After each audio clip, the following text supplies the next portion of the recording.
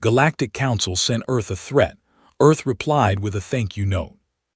47 warships dropped out of faster-than-light travel at the edge of the solar system at exactly 11:58 p.m. Greenwich Mean Time. They did not slow down or ease into position the way a visitor might.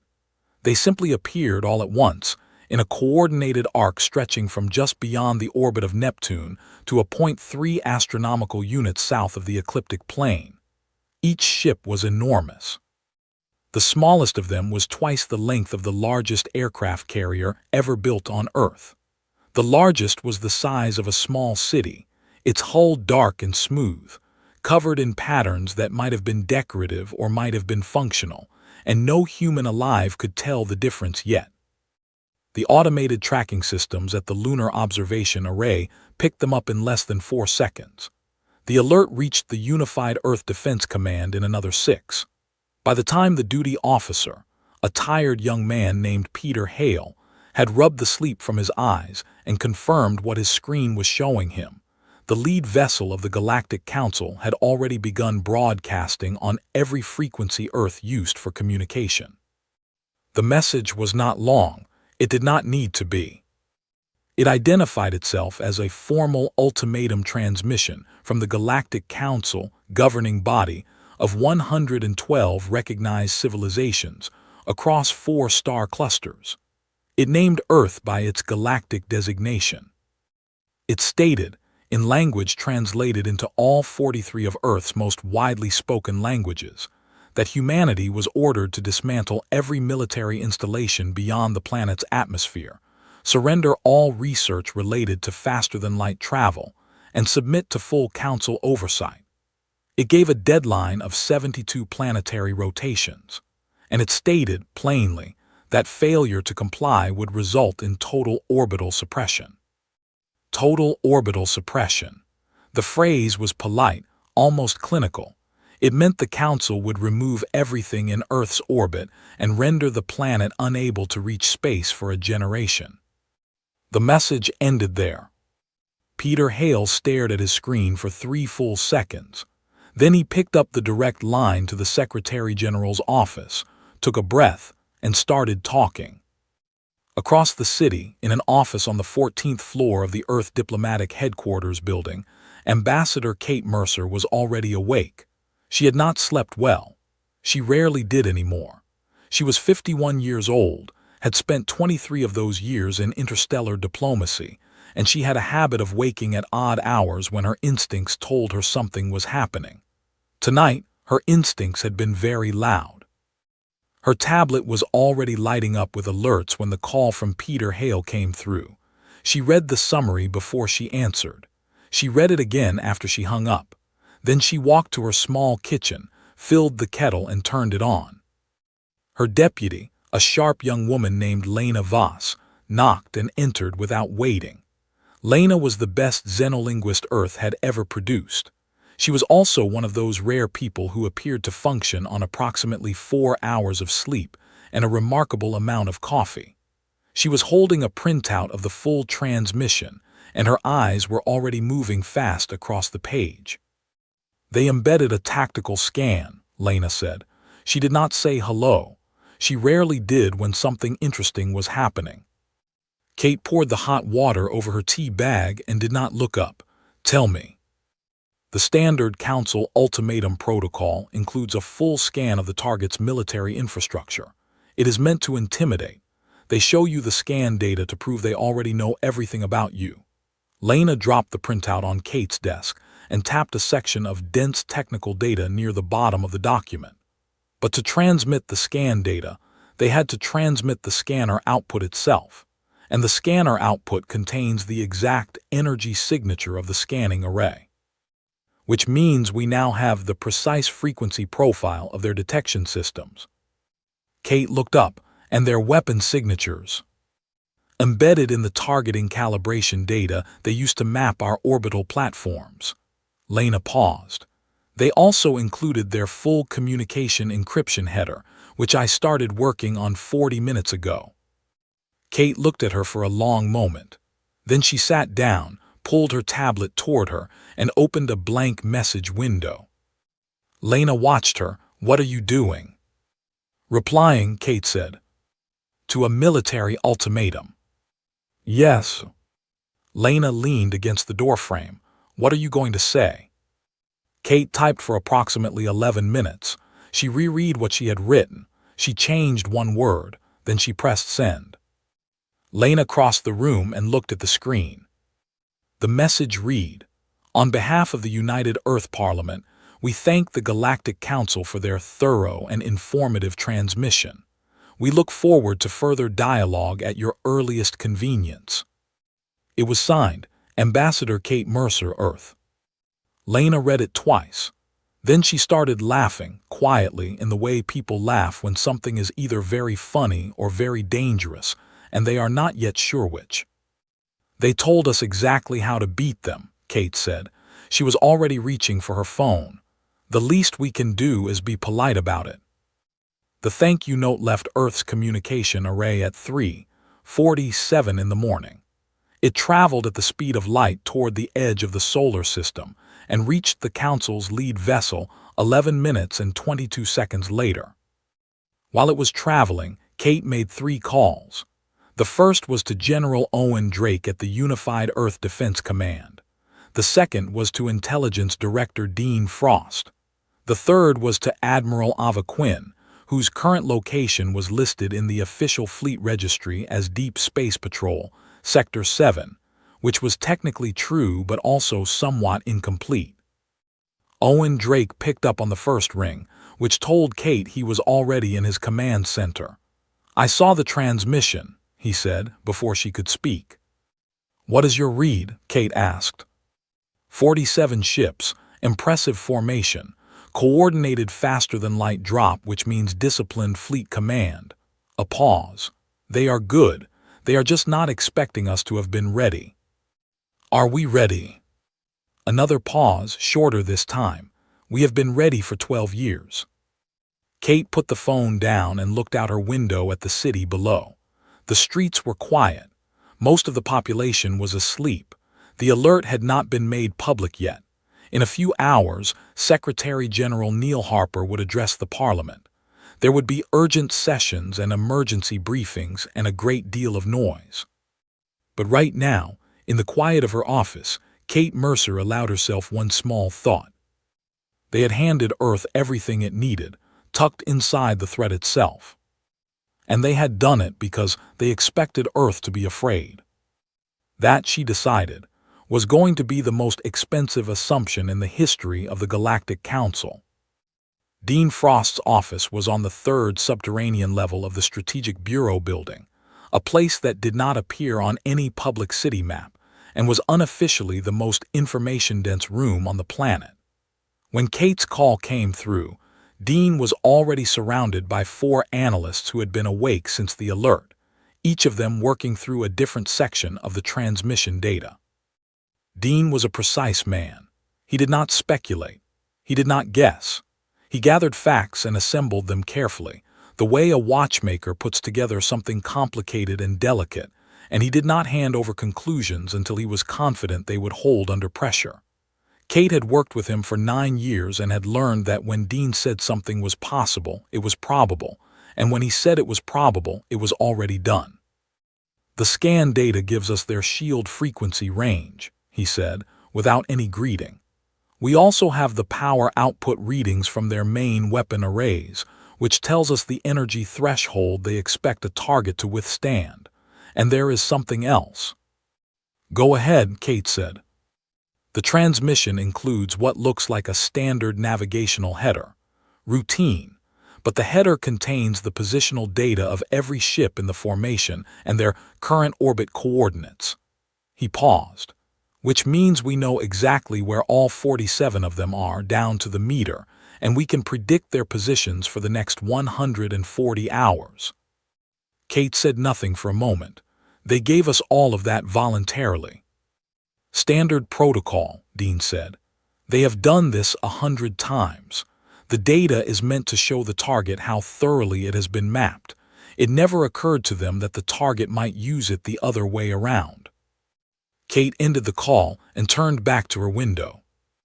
Out in the dark at the edge of the solar system, 47 warships held their formation and waited for what they expected would be panic. They waited for emergency broadcasts, for military scrambles, for the chaotic noise of a civilization suddenly confronting something it was not prepared for. Instead, they received a thank you note, warmly worded, politely signed, sent in 43 languages. On the bridge of the Council's lead vessel, the High Emissary, a figure named Vorlin who had served the Council for longer than most humans had been using electricity, read the message one more time and felt, for the first time in a career spanning 200 years of interstellar diplomacy, genuinely uncertain. Vorlin had delivered the standard Council ultimatum to 19 civilizations. 14 had surrendered immediately. 4 had attempted to resist and had been swiftly corrected. 1 had gone silent and had been left alone, which the Council considered a satisfactory outcome. Not one of them had ever replied with a thank you. He read the message a fourth time, then set it down on the command surface in front of him and looked at his senior officers. Subcommander Vreth spoke first. "Cultural translation error," he said, with the confidence of someone who preferred simple explanations. "The concept of an ultimatum may not carry the same weight in human communication. They may not fully understand what they received." Admiral Gorak, who commanded the fleet's forward line, shook his head. "They sent it in 43 of their own languages. They understood it." "Then it is a bluff," Vreth said. "A display of false confidence. They are attempting to project calm to avoid showing weakness." The eldest member of the Council delegation, an advisor named Sira who had witnessed more civilizational confrontations than anyone else in the room, had not spoken yet. She was reading the original transmission data on her personal screen, not the message itself, but the technical header information surrounding it. She had been reading it since the thank you note arrived, and the longer she read, the more still she became. "Pull their historical archive," she said quietly. "The full one, not the summary." Vorlin looked at her. "Sira." "All of it," she said. "Everything we have, start from the beginning." Vorlin hesitated, then nodded to his data officer. The archive request went through. "It will take time to compile," the data officer said. "The file is very large." "I know," Sira said. She did not look up from her screen. On Earth, the 72-hour clock was moving. In the basement of the Strategic Bureau building, Dean Frost's team had divided the transmission data into 6 separate analysis tracks. The shield frequency data went to Chief Engineer Adrian Cole's division, which occupied a long building on the edge of the spaceport district, and had been working on theoretical counter-frequency systems for the better part of a decade. The weapon array output data went to Owen Drake's tactical division. The navigation header went to Admiral Ava Quinn's fleet command, which was not in any official location at all. Lena Voss sat in the corner of Dean's office with a second monitor and a very large cup of coffee, and did something no one else in the building had thought to do. She wrote back. Not an official communication. Something smaller. A polite follow-up message, sent under Kate's diplomatic authorization, asking the Council about the formal protocols for opening interspecies dialogue. It was a dry and harmless bureaucratic question, exactly the kind of thing a compliant civilization might send while preparing to negotiate the terms of its surrender. But to answer it, the Council had to respond, and every response contained a new transmission header, a new encryption handshake, a new data packet, and Lena collected every single one. Kate appeared in the doorway of Dean's office at 7 in the morning, holding her own tea, and watched Lena work for a moment. "How many responses have you gotten?" 3 so far, Lena said. "They are trying to figure out what we want. Every time they respond, they include a little more technical data in the header. I believe they are running their own analysis on us and keep recalibrating their scan." She tapped her screen.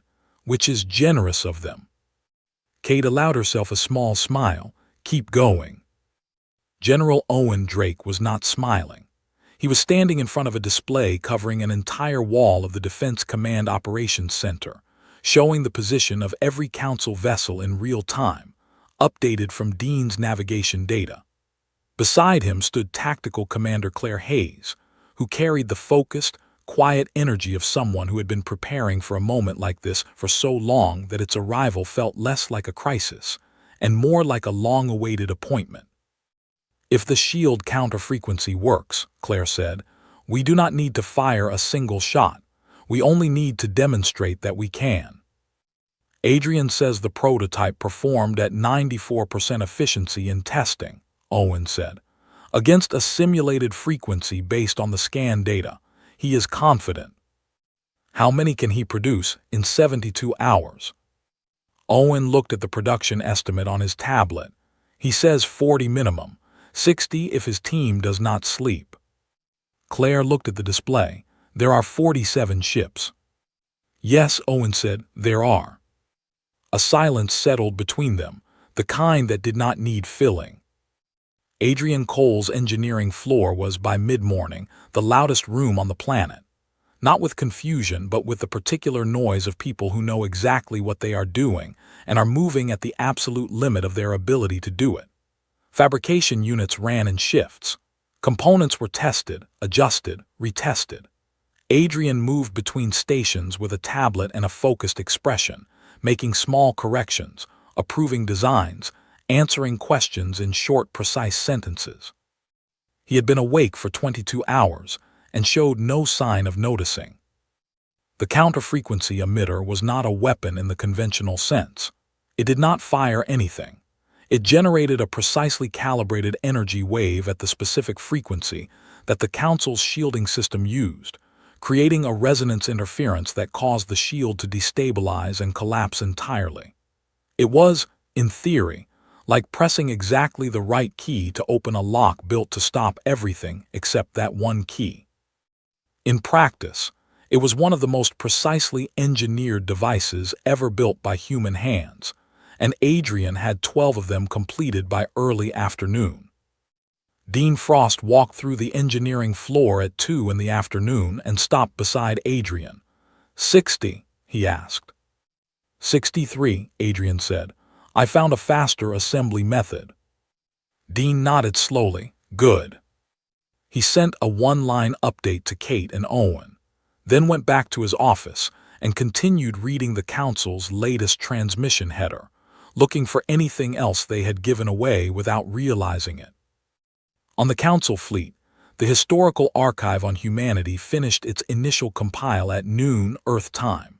It was, as the data officer had warned, very large. 142,000 pages of historical documentation, behavioral analysis, linguistic records, and threat assessments compiled over 2 decades of silent observation.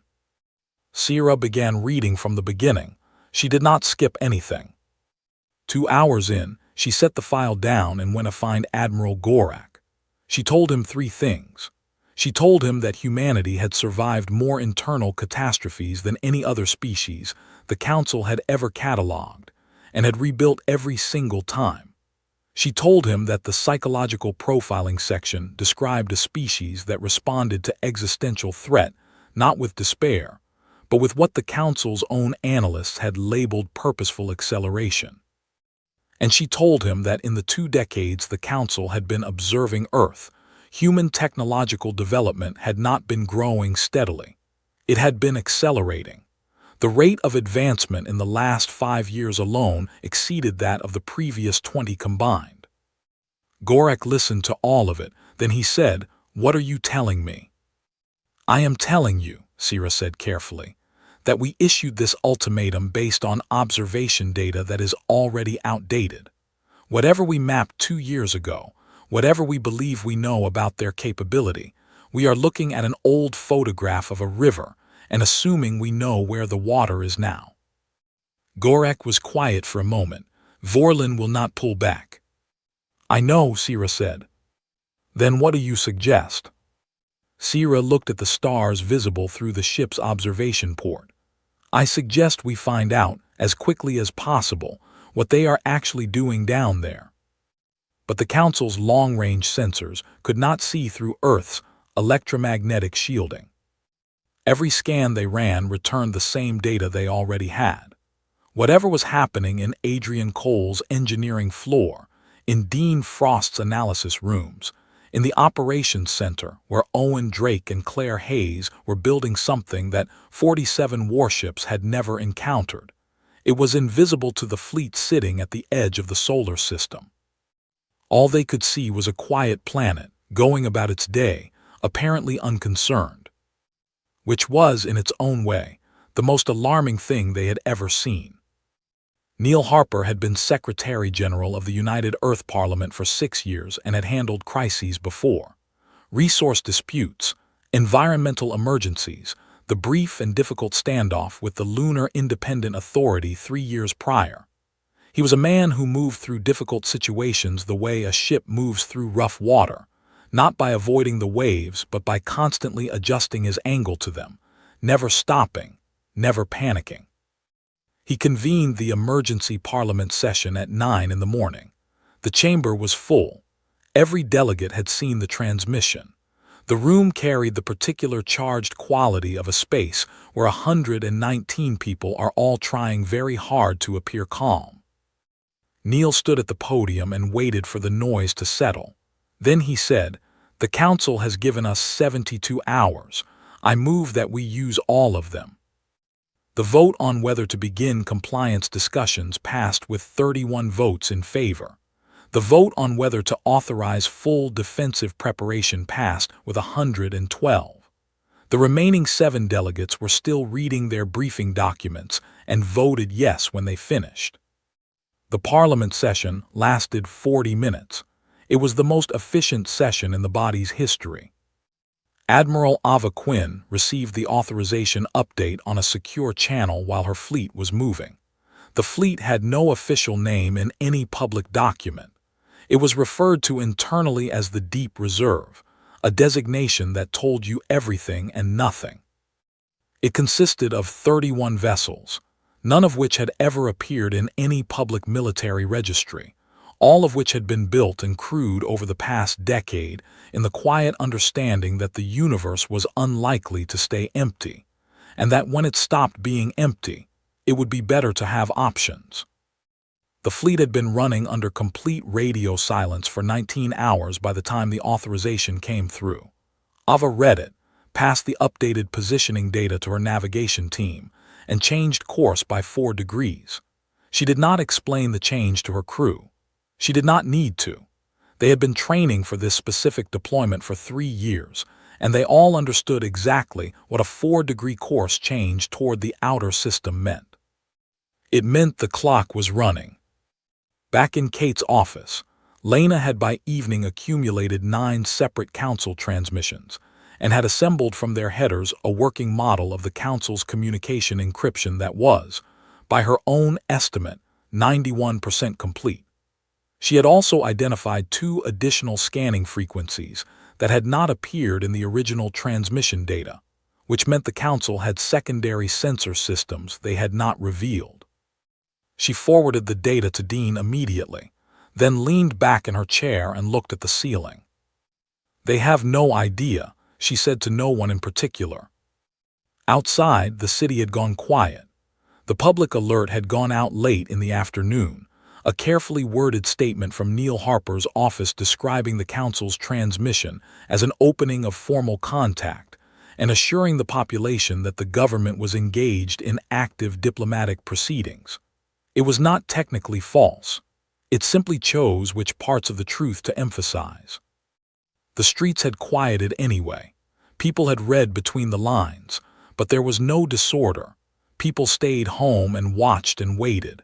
It was, Kate thought, exactly the kind of response that no one in the galaxy would have predicted, not because humans were not afraid, but because fear had never stopped them before, and they knew it. 48 hours remained. The 48-hour mark arrived with the quiet efficiency of everything else Earth had done since the transmission landed. There were no speeches, no announcements, just people in rooms doing specific jobs at specific speeds because the clock said there was no time for anything else. Adrian Cole had 63 counter-frequency emitters completed and was testing the 64th when he received the updated ship count from Owen Drake's office. He read the number 47, looked at his 63 units, and made a note to build 4 more before midnight. Not because anyone told him to, because the math said to. Owen Drake was in his operations center, where he had not left in 31 hours. The wall display still showed all 47 council vessels, their positions updated every 15 minutes from Dean Frost's navigation data. Owen was not looking at the ships. He was looking at the space between them, the gaps in their formation, the angles and distances that would matter if things moved past the point of conversation. Claire Hayes appeared beside him with 2 cups of coffee and a tactical layout she had been developing since the previous evening. She spread it on the table, and Owen looked at it without touching his coffee. "If we bring Ava's fleet out from this approach vector," Claire said, pointing to a position behind the Council's rear line, "their reaction time to reorient their forward weapons is approximately 9 minutes. If the orbital platforms are already aimed outward when they look, they will not have a second option." "They will run the numbers," Owen said. "Yes," Claire said, "they will, and the numbers will tell them that any offensive action results in full return engagement from 3 directions simultaneously, which their shield systems will not survive because, by that point, Adrian's emitters will already be active." She paused. "I am not predicting a battle.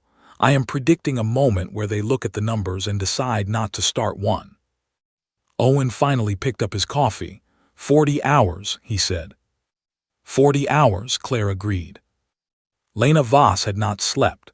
She did not appear to find this unusual. She had finished reconstructing the Council's encryption model at 3 in the morning and had spent the following hours translating a set of internal communications transmitted between the fleet's vessels, which until her encryption work was complete had been unreadable noise. Now they were readable. She read them carefully, printed the key sections, and walked them to Kate's office. Kate was asleep on the small sofa near her bookcase. Lena woke her without apology. "The Council has requested Earth's full historical archive," Lena said, sitting down across from Kate while Kate pushed herself upright and reached automatically for her tea, which had gone cold. "They have been reading it for the past 6 hours." Kate looked at her. "All of it." "All of it." The request was flagged as high priority and came from a senior advisory figure, not from Vorlin. "Someone in that fleet is taking this seriously." Lena looked down at her printout. "There are also 3 internal communications between senior officers that express what I would describe as significant uncertainty about the mission." "Meaning they are worried." "Meaning someone in that fleet has read enough of our history to be worried," Lena said. "The senior advisor who requested the archive has gone quiet for the past 4 hours. No transmissions from her personal channel." Kate thought about that. That is the one we need to watch. If she is not talking, she is thinking. And if she is thinking, she has already seen something the others have not. On the Council vessel, Sierra was on page 60,000 of Earth's historical archive and had stopped marking sections because almost every section needed marking. She had read about wars that lasted decades and the people who ended them. She had read about famines and the engineers who solved them.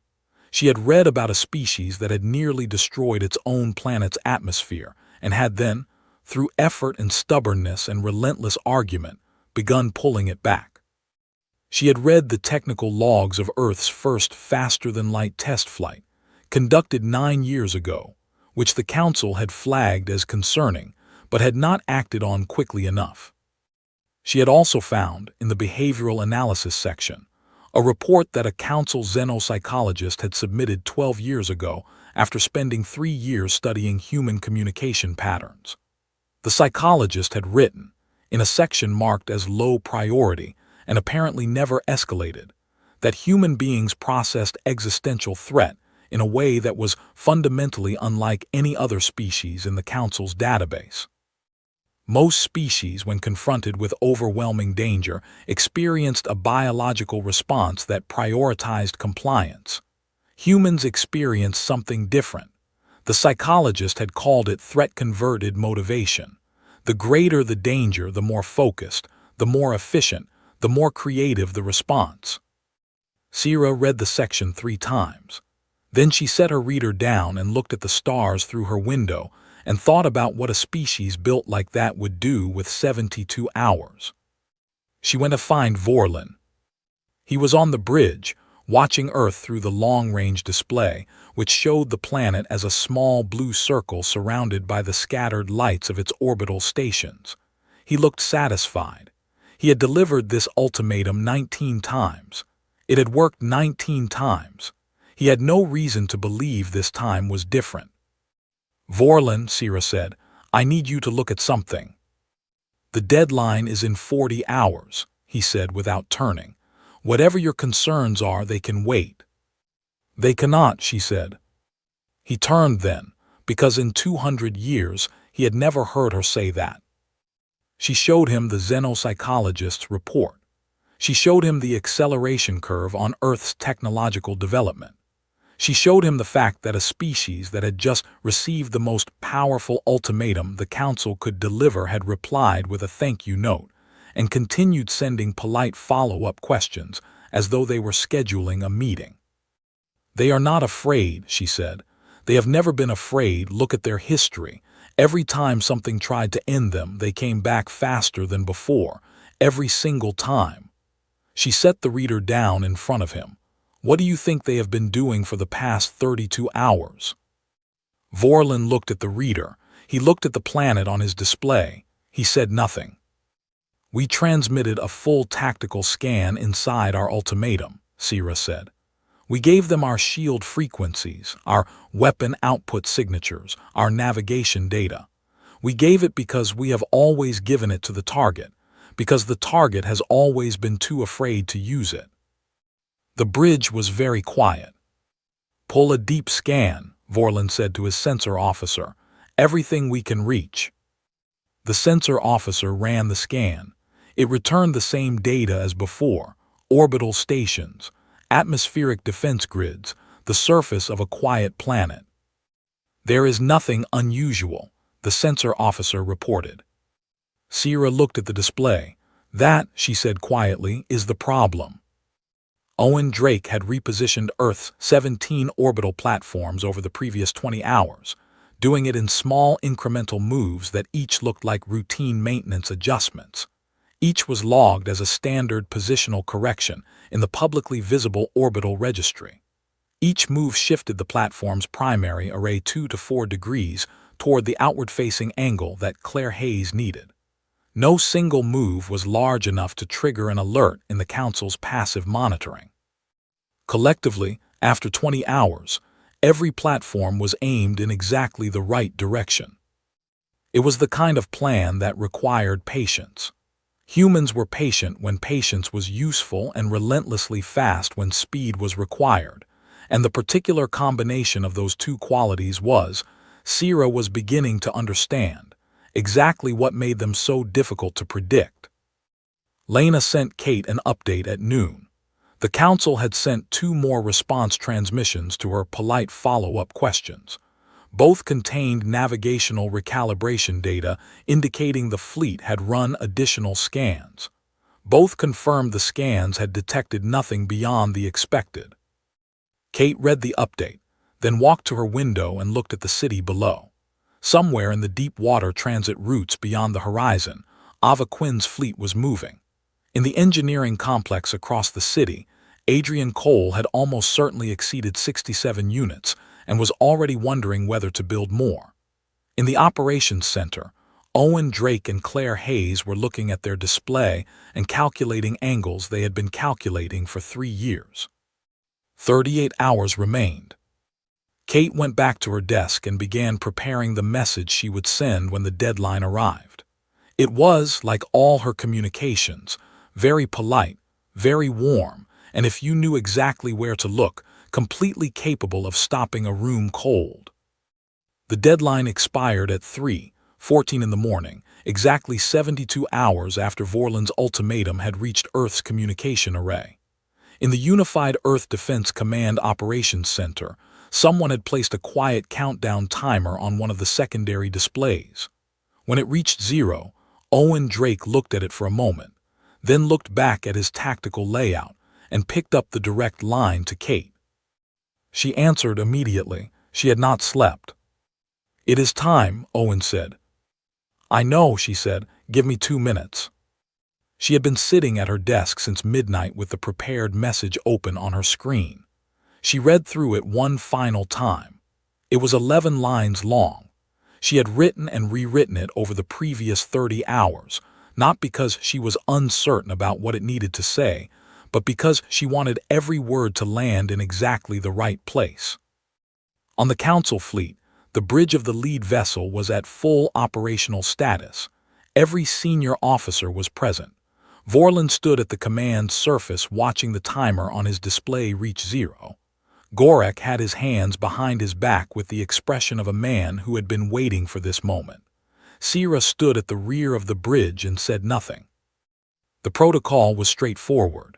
When the deadline passed without compliance, Vorlon would open a final broadcast channel, confirm the expiration of the ultimatum, and issue the order that would begin orbital suppression. The fleet would move from its holding position to a standard suppression arc, and the operation would proceed as it had 19 times before. Vorlon opened the broadcast channel. On the screen in front of him, Ambassador Kate Mercer appeared. She was sitting at her desk. She was holding a cup of tea. She looked, Vorlon noted, like someone who had been awake for a long time but was not tired in any way that mattered. "High Emissary," she said, in the tone of someone who had been expecting a call and was mildly pleased it had finally come. "Good morning. I believe your deadline has passed. We wanted to let you know we have not forgotten about you." Vorlon opened his mouth. He did not speak immediately, because the sentence had not gone in the direction he was expecting. On Earth, the Deep Reserve Fleet received its final positioning confirmation from Avaquin's command. 31 vessels, arranged in a precise arc on the far side of the Council's formation, completed their final approach. Each vessel was running on silent drive. Each crew was at stations. Avaquin stood on the bridge of her lead ship and watched the countdown on her display reach 0. In the engineering division, 67 counter-frequency emitters had been integrated into the visible Earth defense fleet over the previous 18 hours, fitted into the communication arrays of each vessel and platform, so they could be activated from a single coordinated signal. Adrian Cole had tested the integration 3 times overnight. Each test had returned a clean result. In Dean Frost's analysis center, 2 operators were watching the Council fleet's energy output readings on a live feed from the orbital sensor network. They were waiting for one specific reading. Vorlon found his words. "Ambassador Mercer, the terms of the ultimatum were clear. The deadline has passed. Earth has not complied. The Council is authorized and prepared to begin orbital suppression procedures. I strongly advise you to reconsider while you still have the opportunity to do so." Kate looked at him across the transmission. "That is very kind of you," she said. "I appreciate the consideration." Vorlon stared at her. "Before we continue," Kate said, "I did want to thank you again for your original transmission. The scan data was particularly useful.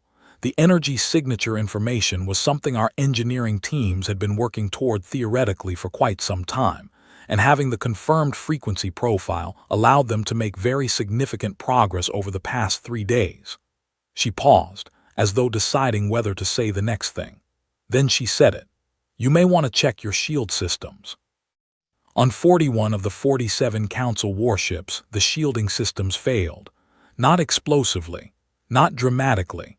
They simply stopped. The power readings dropped to 0 as though the shields had decided, quietly and without fuss, that they were no longer interested in functioning. On the bridge, alarms activated. Sensor officers called out readings. Gorak turned from the command surface to his tactical station, his expression changing for the first time. "Vreth, standing near the rear wall, said something that required no translation. Vorlin looked at his own tactical display. 41 of 47 ships without shields. The 6 that still had active protection were the 6 positioned farthest from Earth, at the outer edge of the formation where the emitter signal was weakest. Then General Owen Drake stepped into frame beside Kate. He did not speak. He was holding nothing. His expression was the expression of a man who had a great many things he could say but had decided, years ago, that he would say none of them if he was ever in this room, because the work itself would say everything better than words could. On the outer edge of the solar system, behind the Council's rear line, 31 ships appeared. They did not announce themselves. They were simply not visible, and then they were, in the way that things become visible when they stop trying not to be. They were positioned in a precise encirclement arc, each vessel with its primary systems aimed inward at the Council formation. None had fired anything. None were moving. They were simply there, in exactly the position that made every tactical option the Council had been considering require complete reassessment. At the same time, Earth's 17 orbital platforms, which had been making small routine adjustments for 20 hours, were now fully aligned in their outward-facing configuration. Their primary arrays were active. Their targeting systems were live. Each platform was locked onto a specific Council vessel, distributed evenly across the formation with overlap coverage for the 6 that still had shields. Dean Frost's 2 operators saw the Council fleet's energy output readings fluctuate as weapon systems aboard each vessel came online in automatic response to the shield failure alerts. They sent the activation signal immediately. Vorlin looked at his tactical display for a long time. The bridge was silent except for the alert tones, which his sensor officer quietly muted because they were not providing any new information. The numbers were straightforward. 41 ships without shields, facing a targeting solution from 3 directions simultaneously, with no prospect of restoring the shields, because the frequency interference was still active and would continue until whoever was generating it decided to stop. 6 ships with shields were not sufficient to change the situation. Moving forward meant engaging Ava Quinn's fleet from the rear while the orbital platforms held from the front, with no defensive capability across the majority of the fleet. Moving back offered no better outcome. The formation was enclosed on every axis. 47 of the most advanced warships ever constructed had flown into a position where none of them could do anything useful. Sierra at the rear of the bridge looked at the display for a moment. Then she looked at Vorlin. She did not say a word. She did not have to. "Ambassador Mercer," Vorlin said, and his voice carried the careful measure of a man adjusting his footing on ground that had shifted beneath him. "I wonder if we might discuss the specific nature of your capabilities in further detail." "I would be delighted," Kate said. "We have quite a few questions ourselves. About the galaxy, about the Council's charter, about the other civilizations you work with." She took a sip of her tea. "It occurs to us that there is a great deal of ground to cover. We have prepared some initial discussion points if you would like to begin." Gorak at the tactical station ran the numbers a second time. The result matched the first. He slowly powered down the weapons array on the lead vessel and sent the fleet-wide order to follow. 47 weapons arrays went offline.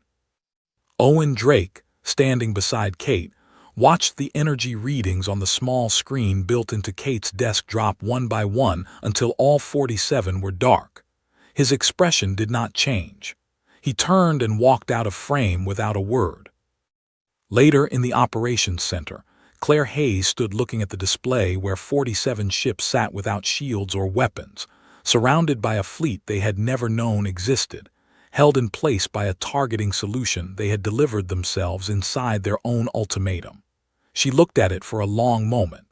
Then she turned to the junior officer beside her and said, "Start the debrief documentation.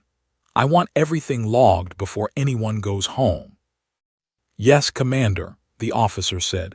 What do we call this in the summary header? Claire considered the display for another moment. 47 ships. No shots exchanged. 3 years of preparation.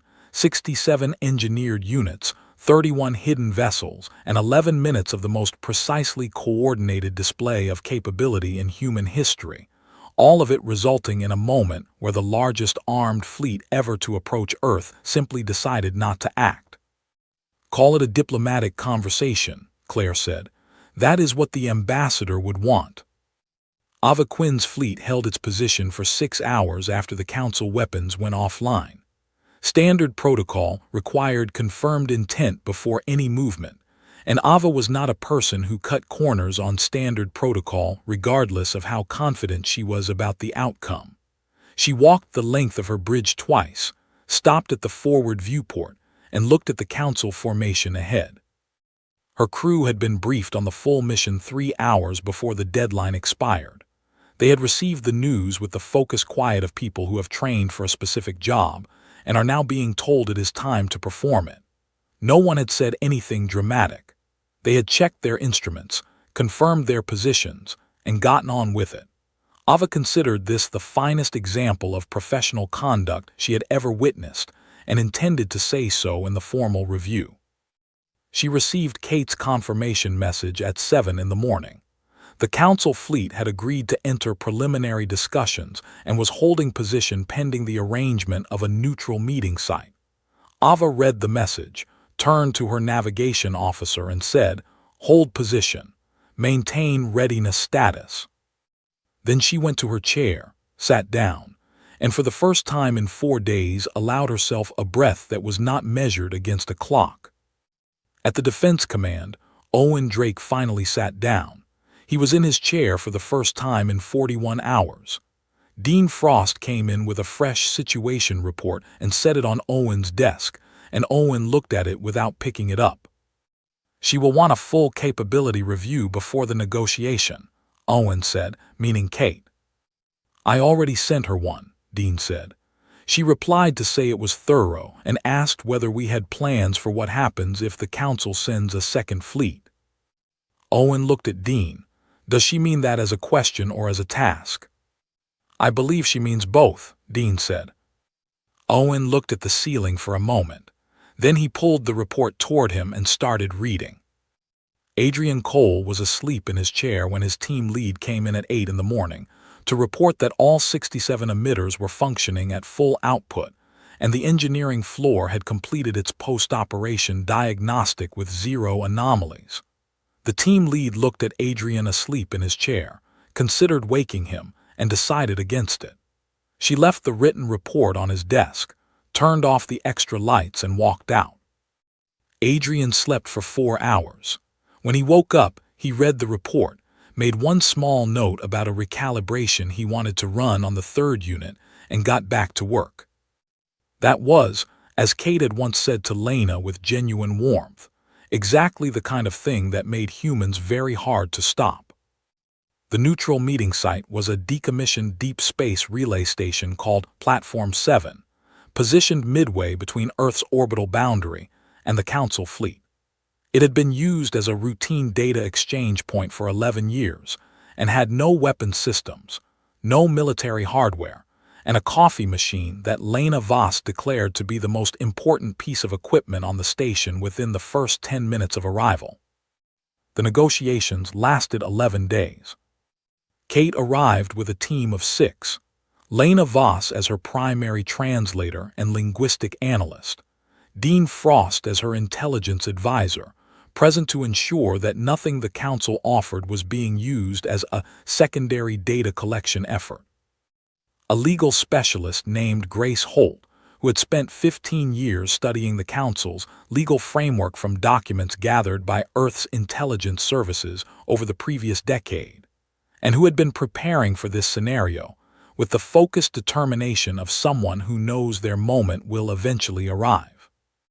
2 junior diplomats named Owen Webb and Clara Kim, who were there to learn and to take notes, and to handle the logistics that kept everything working, and a communications officer named Philip Lee, who managed every transmission in and out of the station, with the care of someone who understood that in a negotiation of this kind, every transmitted word was a word the other side would analyze.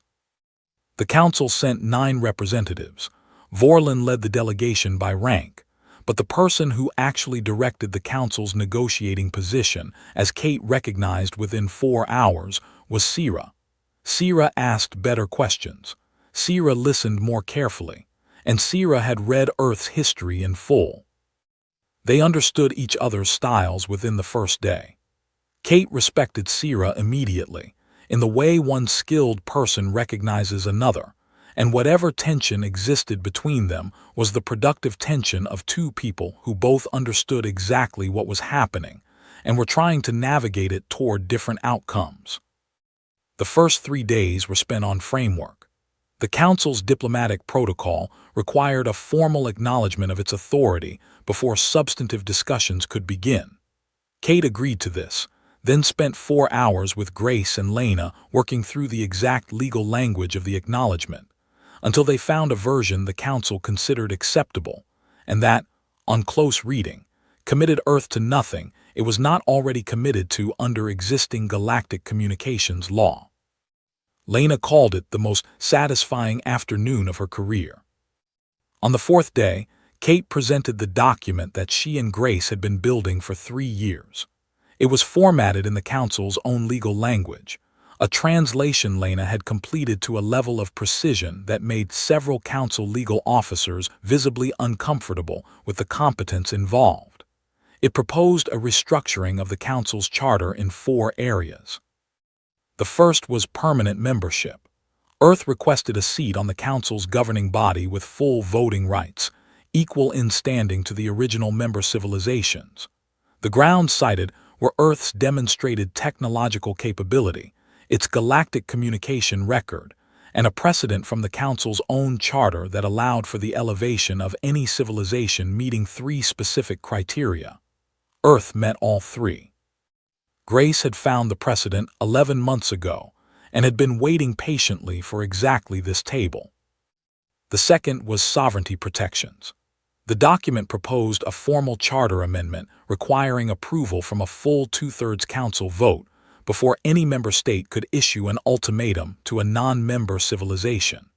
The amendment included a retroactive clause requiring the Council to formally review each of the 19 previous ultimatums and document whether each had met the criteria the new amendment established.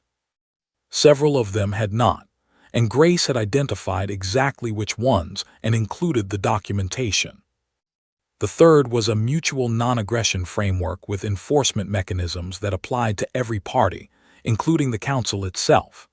This section generated the longest discussions, because the Council had operated for 200 years without meaningful limits on its own conduct, and the idea that a framework might apply equally to them as to others was one that required genuine time to settle.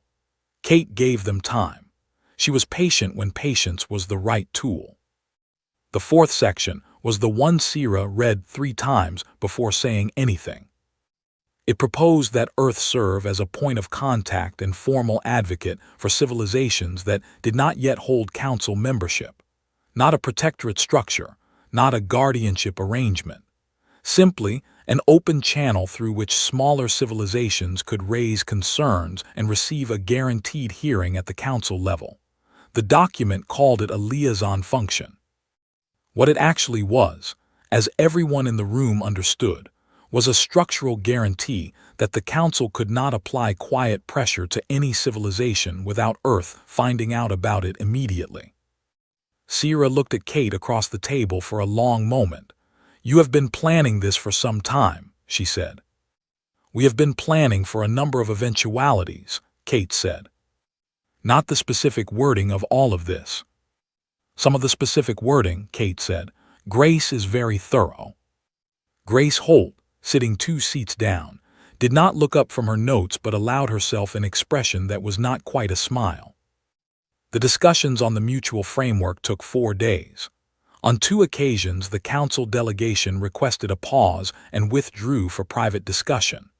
Both times, Kate used the interval to review updates from Dean Frost's team, who were monitoring the solar system from Earth, where Ava Quinn's fleet remained in position and the orbital platforms remained aligned.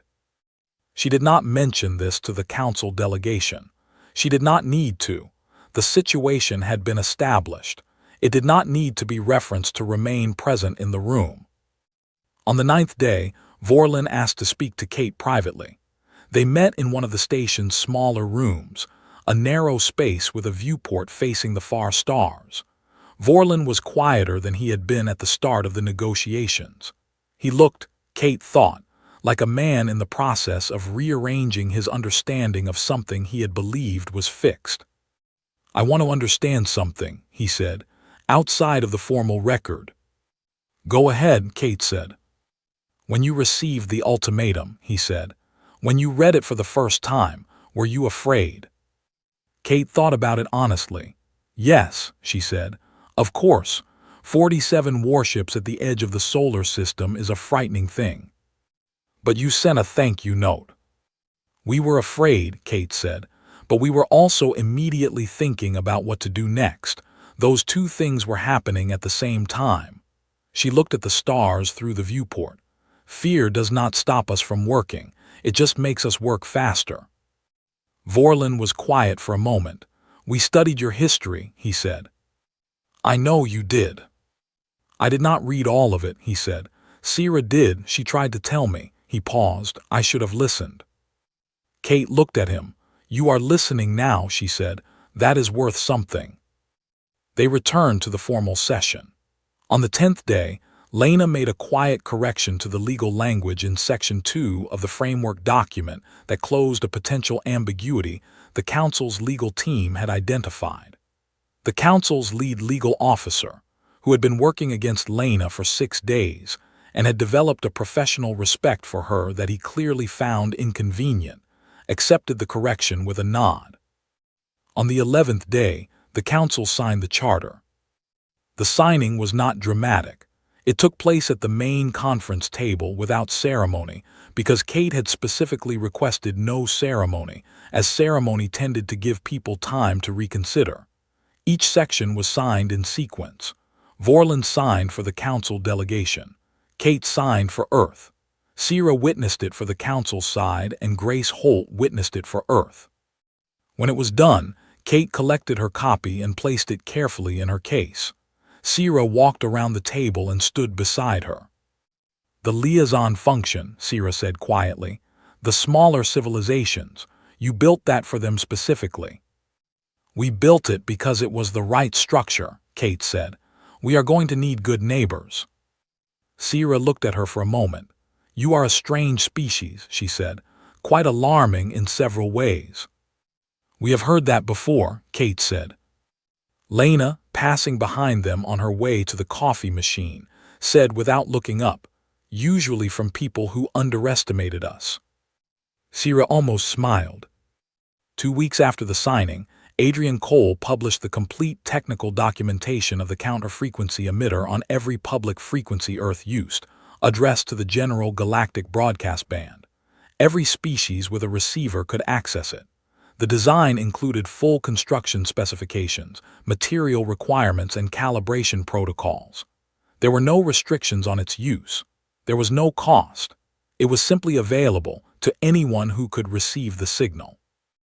Dean Frost, reading the publication confirmation in his office, sent Adrian a one-line message.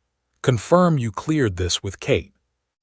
Adrian replied. She wrote the cover letter.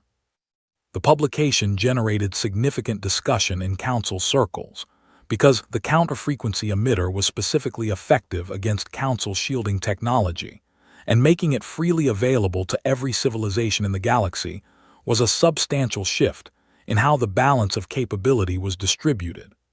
Kate, when asked about it at her first formal council session as Earth's new permanent representative, said it had seemed like a reasonable thing to share. Given that the technology had been made possible by the Council's own transmission data, and it felt right to return that value to the wider community. The Council had no formal objection procedure that applied to that answer. The counter-frequency documentation reached the outer systems within 72 hours of its broadcast. 18 civilizations that had previously received Council ultimatums, but had never formally registered concerns, accessed the documentation within the first week. 3 of them, small and quiet, and having lived for years under the kind of low-level pressure that the old Council framework had made possible, contacted Earth's new liaison function within a month. Lena Voss handled the first contact personally. It was a civilization 3 star systems away, a species the Council had catalogued but not yet formally engaged, who had known of the Council's existence for 60 years and had spent most of those years making themselves appear as uninteresting as possible. They were not technologically advanced in any way the Council found worth noting. They were, however, extraordinary agricultural engineers, gifted builders, and possessed a form of long-range acoustic communication that Lena, upon reviewing the first transmission, immediately recognized as the most elegant signal encoding system she had ever encountered. She wrote a 40-page analysis of it that night and sent it to Kate with a note that said only, "We are going to learn so much." Kate read the note, set it aside, and smiled in the way she rarely smiled in public, the private kind that meant something had gone exactly as it should. The first formal Council session with Earth as a full member was held 2 months after the charter signing. Kate attended with Grace Holt, Philip Lee, and a junior diplomat named Mia Ross, who had joined the team after the negotiations and had spent the intervening weeks reading every document Lena had produced on Council protocol, which was a significant undertaking. Kate addressed the Council for 11 minutes on the subject of the new member advocacy framework and the first 3 civilizations that had registered concerns. She was precise. She was warm. She was, to anyone watching who had not been present on Platform 7, exactly the kind of diplomat that a civilized interspecies council should have at its table. Vorlin was present at the session. He did not speak during Kate's address. Afterward, in the corridor outside the chamber, he passed her and her team and paused. "Your liaison cases," he said. "The 3 civilizations, I reviewed their files." "So did we," Kate said. 2 of them have Council engagement records logged as routine assessments. They were not on review routine." He paused. "I have asked the review committee to examine them." Kate looked at him for a moment. "Thank you," she said. He nodded once and continued walking. It was, as far as diplomatic exchanges went, brief and unremarkable. But Lena, 2 steps behind Kate, pulled out her tablet as they turned the corner and made a note. "He is changing," she said quietly. "People do," Kate said, "when they are given enough information and enough time." "Is that what happened with the Council? We gave them information and time." Kate thought about it as they walked. "We gave them a situation where the information was unavoidable and the time was exactly 72 hours, she said, "which is a slightly different approach." Lena put her tablet away. "Slightly," she agreed. Ava Quinn's fleet returned to its undisclosed position 3 weeks after the charter signing. The return was noted in one line in the Defense Command's internal record, filed under routine fleet repositioning. The official public registry continued to list Ava Quinn's command as Deep Space Patrol, Sector 7. This was technically true. It was also still somewhat incomplete. In the lobby of the United Earth Parliament building, the thank you note was mounted in a simple frame, printed on standard diplomatic paper in the same font as every other official communication Earth sent. It was brief enough that most visitors read it in full without intending to. Below it, a small plaque had been placed during a quiet ceremony that Neil Harper had insisted on, over the mild objection of Kate, who had suggested it was perhaps a bit much. The plaque read, "Sent at 3:47 in the morning, written in 11 minutes, time required to make it necessary 30 years.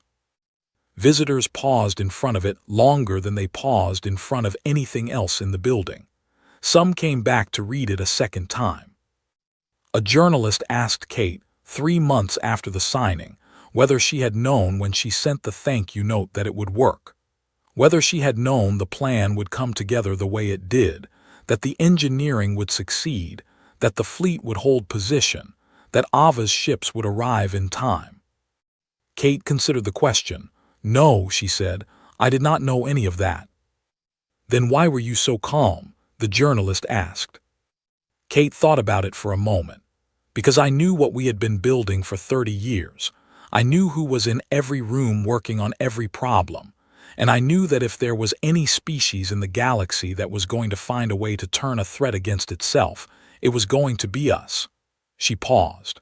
The calm was not confidence that it would work. It was confidence in the people doing the work. The journalist wrote that down and did not ask another question. Outside, the city moved the way cities always move, full of ordinary light and ordinary people who had no idea that an alien fleet had once sat at the edge of their solar system and had left having signed a document they never arrived intending to sign. They had gone about their lives through those 72 hours the way humans had always gone about their lives when something large and frightening was happening somewhere out of sight. They had stayed home and waited, and trusted that the people in the rooms were doing what